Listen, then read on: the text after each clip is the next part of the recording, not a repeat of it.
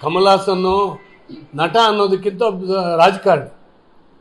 ಆ ಮನುಷ್ಯನಿಗೆ ತಮಿಳು ಓಟ್ ಬೇಕು, ಅದಕ್ಕಾಗಿ ಆತ ಮಾತಾಡಿದ್ದಾನೆ.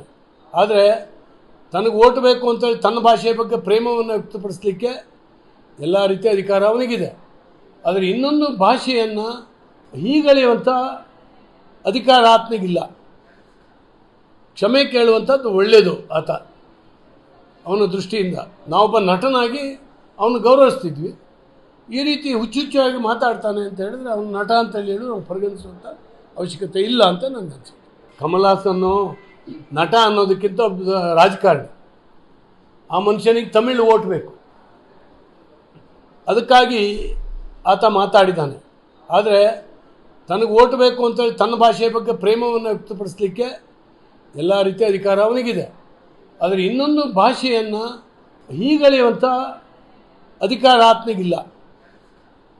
ಕ್ಷಮೆ ಕೇಳುವಂಥದ್ದು ಒಳ್ಳೆಯದು. ಆತ ಅವನ ದೃಷ್ಟಿಯಿಂದ ನಾವೊಬ್ಬ ನಟನಾಗಿ ಅವನು ಗೌರವಿಸ್ತಿದ್ವಿ.